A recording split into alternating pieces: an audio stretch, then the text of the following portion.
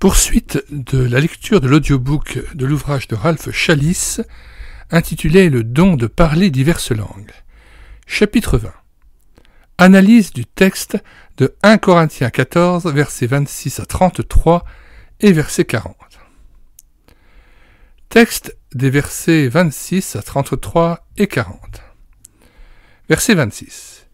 Que faire donc, frères, lorsque vous vous assemblez, les uns ou les autres parmi vous ont-ils un cantique, une instruction, une révélation, une langue, une interprétation, que tout se fasse pour l'édification. Tiun estin adelphoi. Que faire donc, frère? Littéralement, quoi donc, frère? Ou qu'en est-il donc, frère? Otan sunerkeste, lorsque vous vous réunissez, et castos, chacun d'entre vous, psalmon ekei, a-t-il un psaume? Didaken ekei? A-t-il un enseignement? Apocalypsine ekei?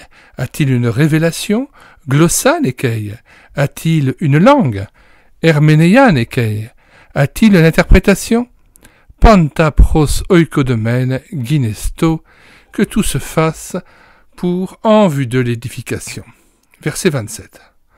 En est-il qui parle en langue, que 2 ou 3 au plus parlent, chacun à son tour, et que quelqu'un interprète? Eite glossé, tis lalei, si quelqu'un parle en une langue, sous-entendu une langue étrangère, kata duo, et to pleiston trace, kai anameros, kai eis diarmenioito. Que ce soit par 2, ou au maximum par 3, et chacun à son tour, kai anameros, kai eis diarmenioito, et que l'un traduise. Verset 28. S'il n'y a point d'interprète, qu'on se taise dans l'Église, et qu'on parle à soi-même et à Dieu. Ean de me et diarmenotes, sigato en ecclesia, eoto de laleito kaitoteo.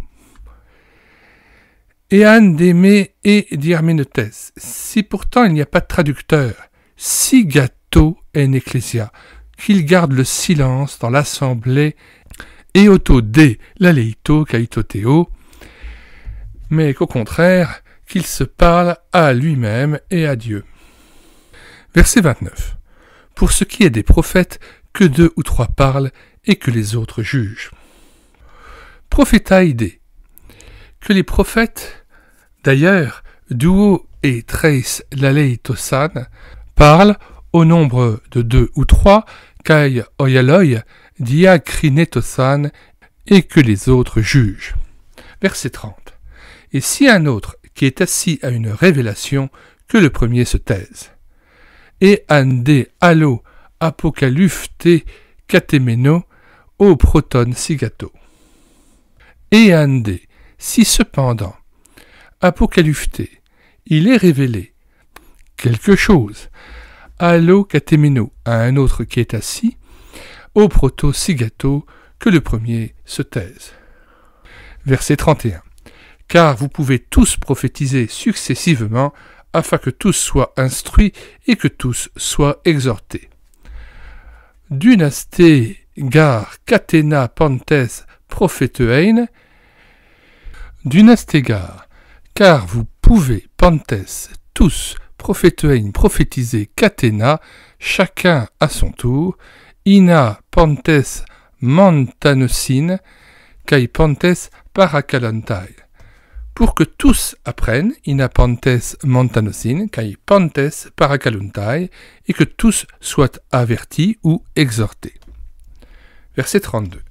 Les esprits des prophètes sont soumis aux prophètes, kai pneumata prophéton, prophétais hypostasetai. Kai d'ailleurs, pneumata, les esprits prophétons des prophètes, hypotasetai, prophétais, sont soumis aux prophètes. Verset 33. Car Dieu n'est pas un Dieu de désordre, mais de paix. Ou garestin akatastasias o théos, à la erenes. Ou garestin théos, parce que Dieu, akatastasias estin, n'est pas un Dieu de désordre, à la RNS, mais de paix. Verset 40. Mais que tout se fasse avec bienséance et avec ordre. Pantade euschemonos kai katataxin ginesto. Pantade. Tout, pourtant. Ginesto doit être fait, euschemenos, avec bienséance, kai katataxin ginesto, et doit être fait avec ordre, selon l'ordre. Commentaire sur les versets 26 à 33 et 40. Dans cette partie finale du chapitre, Paul met l'accent sur un principe fondamental, celui de l'ordre et de la bienséance dans l'assemblée. Il a terminé son argument à partir du verset 25. Maintenant, il donne des conseils pratiques pour le déroulement des rencontres de l'Église. En dépit de la plupart des versions existantes, il me semble que nous devons lire le verset 26 comme une longue question ou plutôt une série de questions. Sans cela, nous faisons dire à l'apôtre ce qui me paraît un non-sens, comme si chaque croyant devait tout faire lui-même. Chacun a un cantique, une instruction, une révélation, une langue, une interprétation, ce qui n'est certainement pas la pensée de l'apôtre. Il est évident que la traduction que j'offre est parfaitement légitime car en grec, les formes affirmatives et interrogatives sont généralement les mêmes, comme ici. De plus, comme nous l'avons déjà remarqué, la ponctuation n'avait pas encore été inventée à cette époque-là. D'ailleurs, cette phrase, ou plutôt cette série de petites phrases, s'intègre bien mieux dans l'argument de Paul si nous lui reconnaissons un sens interrogatif. Ainsi nous lirons. Quoi donc, frères? Lorsque vous vous réunissez, est-ce qu'en fait chacun a un psaume, un enseignement, une révélation, c'est-à-dire sans doute une prophétie, une langue, une traduction? La réponse à cette question est évidemment non. Dans l'assemblée, chacun peut contribuer pour sa part, à condition que Dieu l'inspire. Mais il serait inconcevable que chaque frère et chaque sœur fassent toutes ces choses en une seule réunion. Ah, je sais qu'il existe, c'est vrai, un grand nombre d'églises où la responsabilité de toutes les activités de la communauté reste entre les mains d'un seul homme. Mais même lui ne peut tout faire à la fois. Paul concevait l'Église en tant qu'équipe où chaque membre avait sa place indispensable. Dans une véritable équipe, il ne peut y avoir ni parasite ni paresseux. Tout le monde est engagé à fond dans une action commune. Il en est de même pour l'Église, selon ce que notre Seigneur Jésus nous a enseigné dans Matthieu 18, Marc 9 et Jean 13. Et les plus grands sont ceux qui servent. Il y a d'autres églises où chacun veut en effet apporter sa contribution, mais dans des conditions de confusion et de désordre qui traînent le nom de Christ dans la boue. Que Dieu nous donne la vitalité de l'Église apostolique avec en même temps le bon ordre sur lequel les apôtres insistaient sans cesse. Paul clarifie sa pensée en faisant suivre sa question par un commandement précis, que tout se fasse pour l'édification. La valeur du don individuel ne consiste pas dans l'exploitation du don, mais dans l'édification de la communauté. Voilà pourquoi Paul insiste sur la nécessité pour chacun de restreindre ses impulsions par décence, par respect pour ses frères, et de ne pas se mettre en avant. Il dit de parler, d'annoncer les oracles de Dieu avec une entière sincérité, avec conviction, même avec autorité, si le Saint-Esprit met une parole sur son cœur. Mais il doit reconnaître que son frère, lui aussi, peut avoir un message à livrer de la part de Dieu. Il faut savoir s'attendre les uns aux autres, ou plutôt s'attendre tous à Dieu pour le bien de tous. Tout doit être contrôlé, vérifié selon la parole de Dieu, comme le dit Jean dans sa première épître, chapitre 4, versets 1 à 3. N'ajoutez pas foi à tout esprit, mais éprouvez les esprits pour savoir s'ils sont de Dieu, car plusieurs faux prophètes sont venus dans le monde. C'est pourquoi, selon Paul, le message du prophète, lui aussi, doit être soumis à ce même contrôle. Que les autres jugent, dit-il, ou, mieux traduit, que les autres pèsent ce qui est écrit. Il veut qu'ils fassent comme ces auditeurs de Bérée qui examinaient chaque jour les Écritures pour voir si ce qu'on leur disait était exact. Note 1, acte 17, versets 11 à 12. Reconnaissons-y un commandement de Dieu. D'ailleurs, celui qui prêche doit être à tout instant prêt à écouter un autre si celui-ci reçoit une lumière divine essentielle sur la question que l'on traite, verset 30. Cela ne signifie évidemment pas que n'importe qui peut interrompre à tout instant, et encore moins si l'interruption ne porte pas sur le sujet traité. Or, si les prophéties doivent être contrôlées, à combien plus forte raison les langues? Quant aux langues, Paul insiste sur une traduction. Voici par exemple un frère venu de Bithynie, qui désire de tout son cœur partager avec l'assemblée la pensée que Dieu a mise sur son cœur. Eh bien, dit Paul, qu'il parle, mais uniquement si quelqu'un dans l'assistance est prêt à le traduire en grec. Voilà par contre un autre frère, originaire de Galatie, qui ferait mieux de se taire complètement, puisqu'il n'y a personne dans l'assistance qui soit capable d'interpréter son message. Que tout se fasse, dit Paul au verset 40, avec bienséance et avec ordre. Car dit-il au verset 33, « Dieu n'est pas un Dieu de désordre, mais de paix. » Tout ce qui n'édifie pas la communauté doit être exclu de l'emploi du temps. Personne n'a le droit de confondre ses désirs ou ses idées personnelles avec l'élan du Saint-Esprit.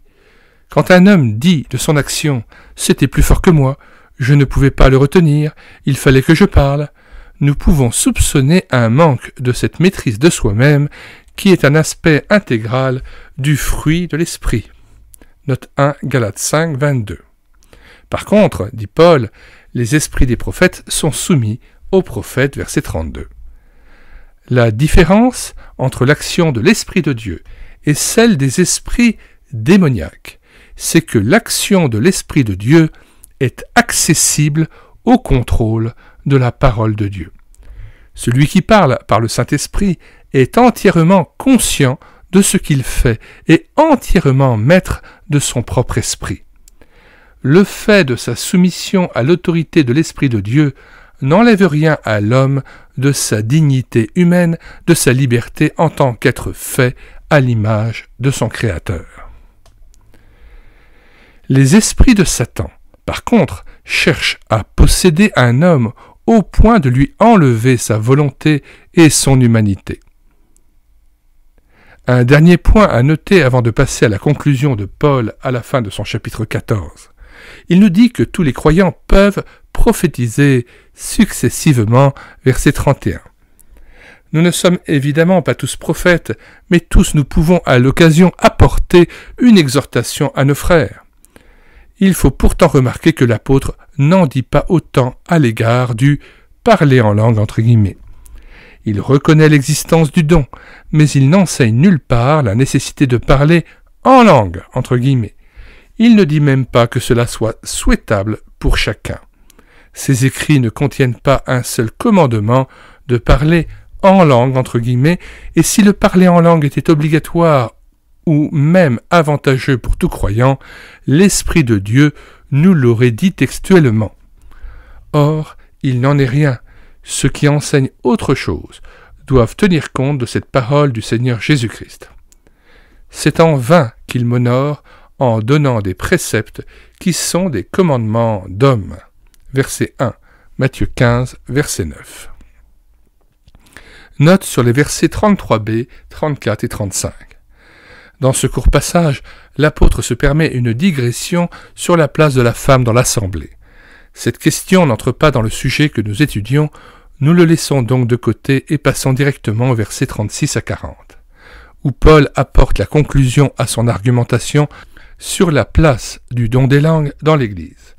Toutefois, si Paul ajoute ces versets, c'est parce qu'il connaît la prédisposition du sexe féminin pour la communication avec les puissances occultes. Texte des versets 36 à 38 avec commentaire.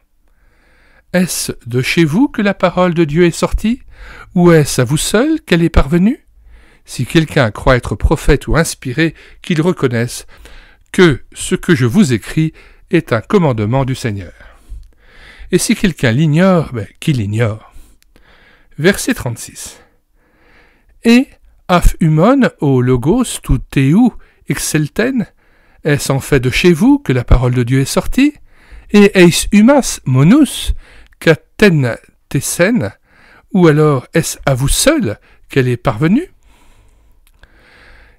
Eitis dokei prophétesse einai et pneumatikos, si quelqu'un se croit prophète ou spirituel, epiginosketo a graphoumine oti curio estin entole. Qu'ils comprennent bien, epiginosketo a graphoumine oti, que les choses que je vous écris, estientole, sont le ou un commandement curieux du Seigneur, c'est-à-dire du Seigneur Jésus. Verset 38. Eidetis agnoei, si quelqu'un ne le reconnaît pas, agnoeitai, c'est qu'il n'est pas lui-même reconnu, sous-entendu de Dieu. Une réprimande. Nous ressentons clairement, en lisant ces 3 versets, une certaine impatience, un avertissement de la part de l'apôtre. Il reproche aux chrétiens de Corinthe un orgueil spirituel qui les amène à se croire les seuls dépositaires de la parole de Dieu. Il discerne chez eux une attitude sectaire, comme si les origines de l'Évangile venaient de Corinthe et comme si cette Église était la seule à en avoir reçu la révélation complète, verset 36.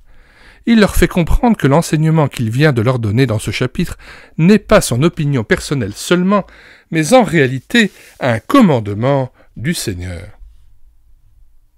Cette expression est significative. Le mot commandement traduit le grec entolé qui s'applique presque exclusivement dans la Bible aux commandements de Dieu dans la loi de Moïse et à ceux du Seigneur Jésus dans le Nouveau Testament. L'insistance de Paul sur le fait que son enseignement est un commandement du Seigneur renforce l'autorité divine de son enseignement dans ce chapitre. Le mot Seigneur traduit le grec kurios, employé généralement sans article dans la Bible, comme ici, en tant que titre de Dieu. Pour les Juifs de l'Ancien Testament, le grec kurios correspondait au nom sacré du Créateur, en hébreu Yahweh, dont la forme hybride Jéhovah est une altération.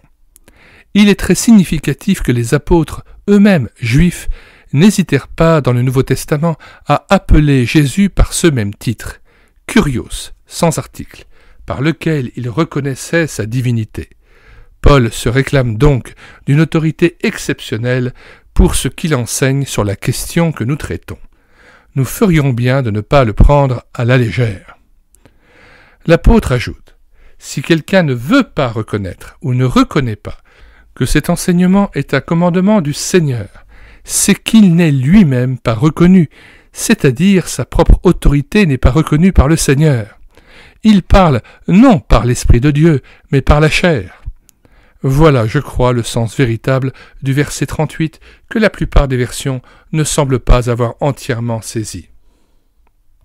Dans les commentaires de cette vidéo, nous mettons le lien de téléchargement gratuit de l'ouvrage de Ralph Challis, Le don de parler diverses langues, le lien d'accès à la playlist de la lecture audio de cet ouvrage, le lien d'accès à l'achat de l'ouvrage Si la trompette rend un son confus, condensé du livre Le don de parler diverses langues. Nous vous recommandons vraiment le livre de George A. Birch, Le ministère de délivrance, moyen pratique pour contrer l'œuvre de Satan aujourd'hui. Et nous vous signalons que nous en avons assuré l'audiobook intégral. Nous vous mettons donc le lien vers l'audiobook de l'ouvrage de George Birch, pasteur qui a éprouvé des centaines de parlers en langue. À chaque fois qu'il a éprouvé l'esprit de langue par lequel un chrétien s'exprimait en langue, il s'est avéré qu'il s'agissait de puissances démoniaques dont il a pu délivrer ces chrétiens qui avaient été pris dans les filets du charismatisme ou du pentecôtisme. On a même le témoignage dans le chapitre 8 de l'ouvrage, intitulé « Le test, la mise à l'épreuve du parler en langue », d'un pasteur qui parlait en langue et qui a pu être délivré d'un esprit de langue et qui ainsi a été affranchi d'une puissance occulte et infernale qui s'était emparée de lui par cette recherche trop égarée d'un esprit de langue. Et puis bien sûr, nous vous mettons le lien vers l'appendice B de cet ouvrage de Ralph Challis, Le don de parler diverses langues, intitulé quelques cas authentiques de langue démoniaque discernés par Georges Birch, ancien missionnaire testé et prouvé les esprits de langue. Nous vous mettons aussi bien le lien vers le texte que vers l'audiobook de ce passage de Georges Birch, ami de Ralph Chalice. Et dans cet appendice B, Ralph Chalice lui laisse la parole et le témoignage des expériences qu'il a pu vivre lors de cures d'âme et de séances d'entretien avec des chrétiens, au cours desquels il a pu affranchir des chrétiens affligés de cet esprit de langue et il a pu chasser les démons qui les avaient envahis et s'étaient emparés d'eux. Un ouvrage fort précieux aussi, celui de G.H. Lang, Les origines du parler en langue, et cet ouvrage s'intitule « D'où viennent ces langues ?» Eh bien, nous vous mettons le lien de cet ouvrage, le lien aussi vers l'audiobook de cet ouvrage que nous avons entièrement pris en charge sur cette chaîne YouTube et l'écouter sa parole, l'ouvrage de Fernand Legrand, Tout savoir sur le parler en langue. Nous vous mettons le lien vers le téléchargement gratuit de cet ouvrage. Nous vous mettons aussi l'ouvrage en anglais comme en français, et ainsi que le lien vers l'audiobook de l'ouvrage que nous avons entièrement pris en charge afin de lutter encore contre cet esprit de langue qui est tellement pernicieux, qui est vraiment une invasion démoniaque dans les églises contemporaines et qui vient semer comme un cancer dans le corps de Christ. Et nous vous mettons le lien vers 2 playlists que nous avons développées dans la perspective de cette lutte contre ces hérésies, charismatisme ou christianisme, 63 vidéos et présentations d'ouvrages contre le renouveau charismatique et les dangers du parler en langue. 2e playlist vers laquelle nous vous aiguillons en vous en communiquant le lien, pentecôtisme ou christianisme, faux Saint-Esprit, faux Jésus, faux évangile. Enfin, nous vous recommandons d'acheter l'ouvrage à la Maison de la Bible, occultisme ou christianisme. Mais nous avons pris en charge intégralement l'audiobook de cet ouvrage. Et enfin, nous avons sauvé de l'oubli l'ouvrage de H.E. Alexander ou Hugues-Édouard Alexander, pentecôtisme ou christianisme. Il n'est pas à vendre à la Maison de la Bible, nous l'avons numérisé, nous l'avons mis à votre disposition sur le site internet médiathèquechrétienne.fr. Nous vous en donnons le lien, ainsi que le lien de l'audiobook de cet ouvrage que nous avons pris en charge aussi. L'ouvrage aussi de Kurt Korsch, Le conflit des langues. Nous allons lire maintenant donc toute une série de textes vous mettant en garde sur les faux prophètes et les esprits séducteurs qui se présentent sous une apparence apparemment avantageuse. Et nous commençons bien sûr par le passage de 1 Jean 4, versets 1 à 6, l'ordre donné par Dieu, par la bouche de l'apôtre Jean, de tester tout esprit et de ne pas y faire confiance. Tout esprit qui confesse Jésus-Christ venu en chair est de Dieu, tout esprit qui ne confesse pas Jésus-Christ venu en chair n'est pas de Dieu, c'est celui de l'Antéchrist.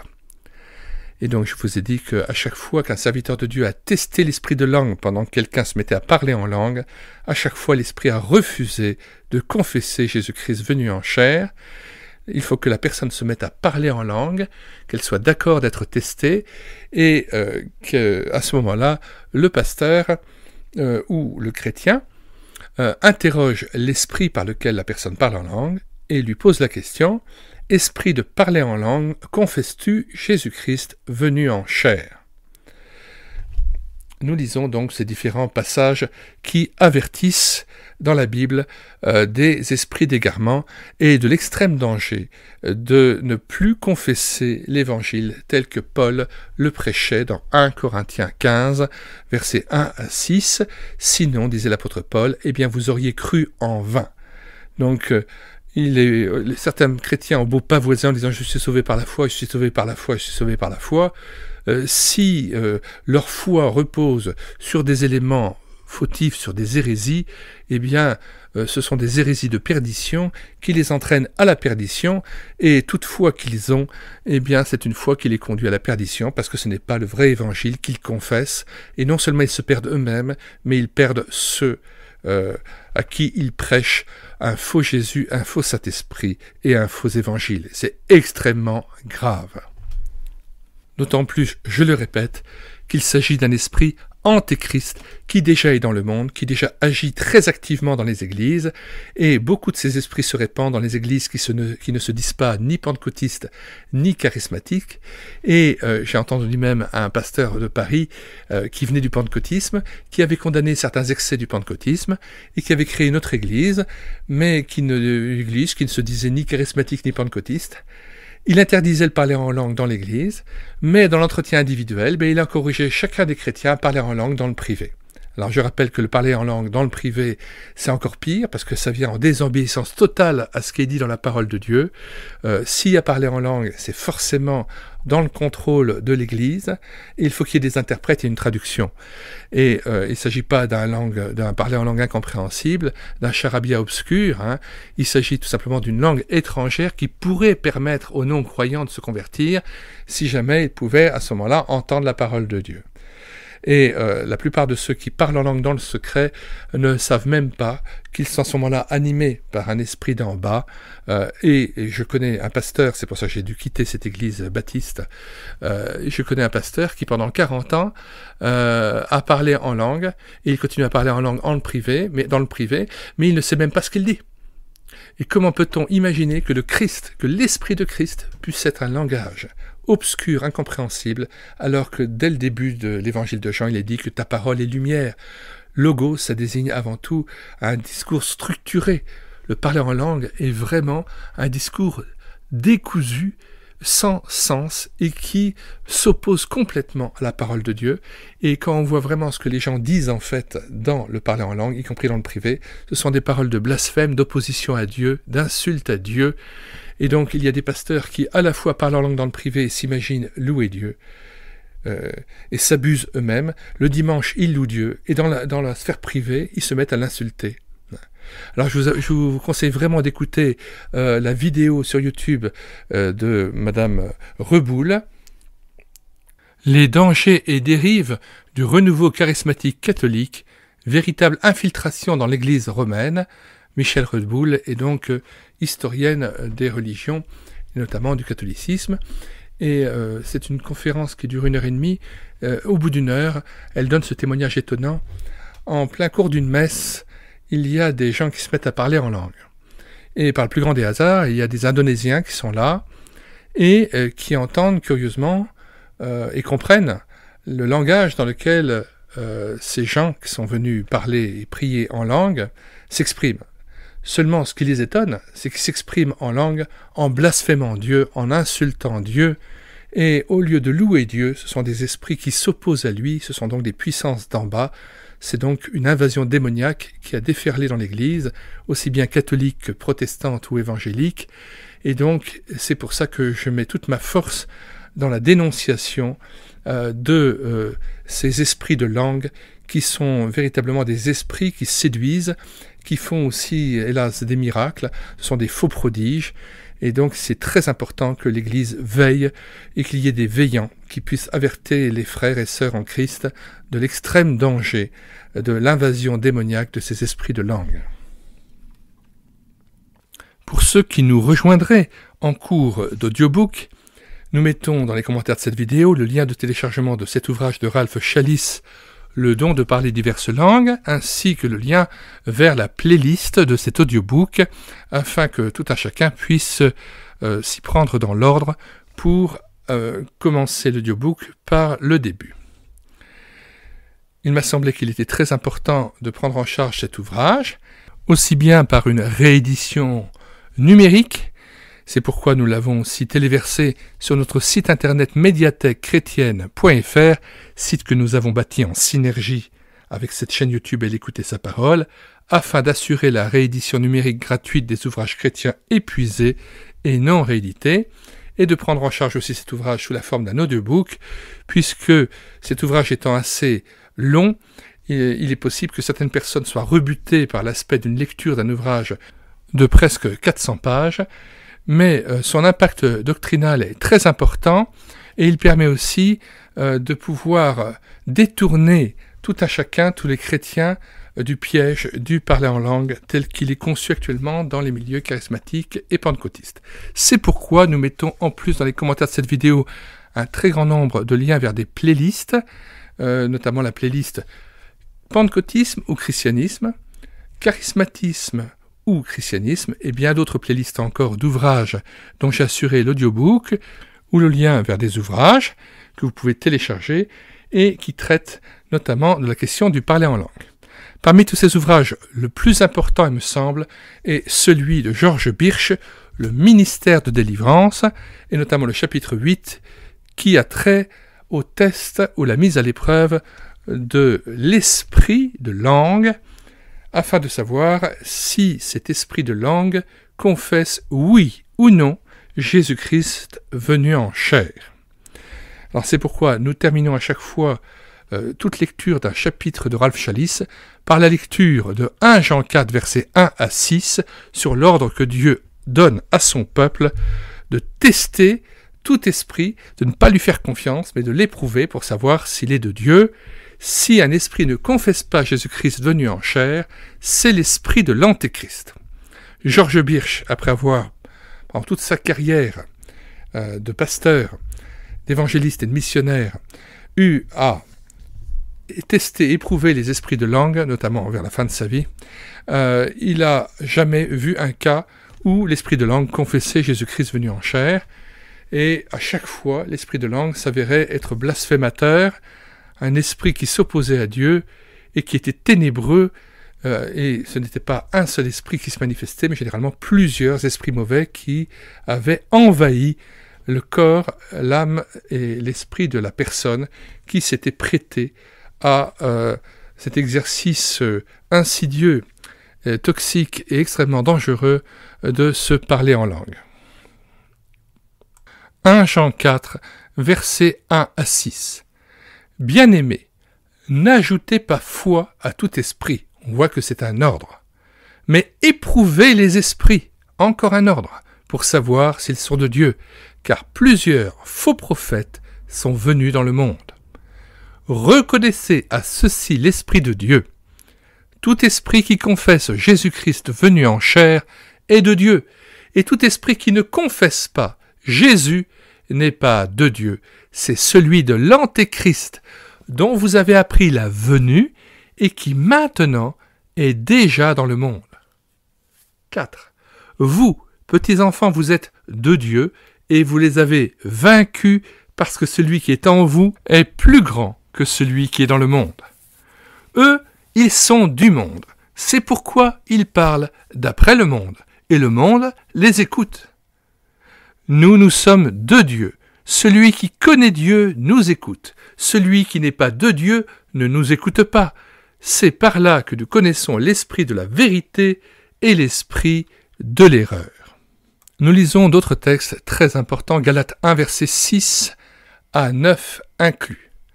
Je m'étonne que vous vous détourniez si promptement de celui qui vous a appelé par la grâce de Christ pour passer à un autre évangile. Non pas qu'il y ait un autre évangile, mais il y a des gens qui vous troublent et qui veulent renverser l'évangile de Christ.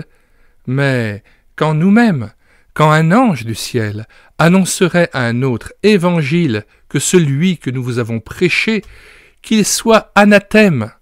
Nous l'avons dit précédemment, et je le répète à cette heure, si quelqu'un vous annonce un autre évangile que celui que vous avez reçu, qu'il soit anathème. 1 Corinthiens 15, versets 1 à 6. Je vous rappelle, frères, l'évangile que je vous ai annoncé, que vous avez reçu, dans lequel vous avez persévéré et par lequel vous êtes sauvés, si vous le retenez tel que je vous l'ai annoncé, autrement vous auriez cru en vain. Je vous ai enseigné avant tout, comme je l'avais aussi reçu, que Christ est mort pour nos péchés, selon les Écritures, qu'il a été enseveli et qu'il est ressuscité le 3e jour, selon les Écritures, et qu'il est apparu à Céphas, puis aux 12. Ensuite, il est apparu à plus de 500 frères à la fois, dont la plupart sont encore vivants et dont quelques-uns sont morts. 2 Corinthiens 11, versets 3 à 4. Toutefois, de même que le serpent séduisit Ève par sa ruse, je crains que vos pensées ne se corrompent et ne se détournent de la simplicité à l'égard de Christ. Car si quelqu'un vient vous prêcher un autre Jésus que celui que nous avons prêché, ou si vous recevez un autre esprit que celui que vous avez reçu, ou un autre évangile que celui que vous avez embrassé, vous le supportez fort bien. Et enfin, 2 Corinthiens 11, verset 13, « Ces hommes-là sont de faux apôtres, des ouvriers trompeurs déguisés en apôtres de Christ. Et cela n'est pas étonnant, puisque Satan lui-même se déguise en ange de lumière. Il n'est donc pas étrange que ces ministres aussi se déguisent en ministres de justice. Leur fin sera selon leur œuvre. » Chapitre 7, versets 21 à 23. « Ceux qui me disent « Seigneur, Seigneur », n'entreront pas tous dans le royaume des cieux, mais celui-là seul qui fait la volonté de mon Père qui est dans les cieux. Plusieurs me diront en ce jour-là, « Seigneur, Seigneur, n'avons-nous pas prophétisé par ton nom? N'avons-nous pas chassé des démons par ton nom? Et n'avons-nous pas fait beaucoup de miracles par ton nom?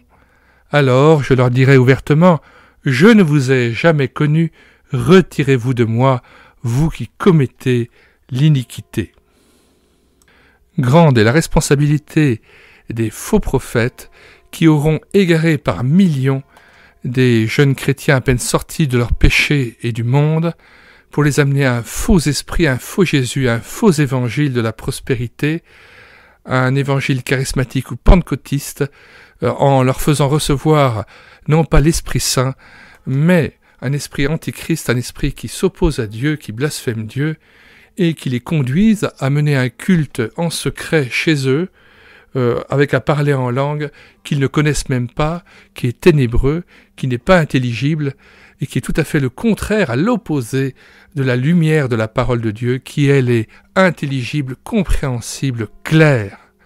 Et on a ainsi le spectacle désolant et ô combien affligeant d'une Église de Jésus-Christ, qui n'est plus animée par la foi et l'Évangile tel que Paul l'annonçait dans 1 Corinthiens, verset 15.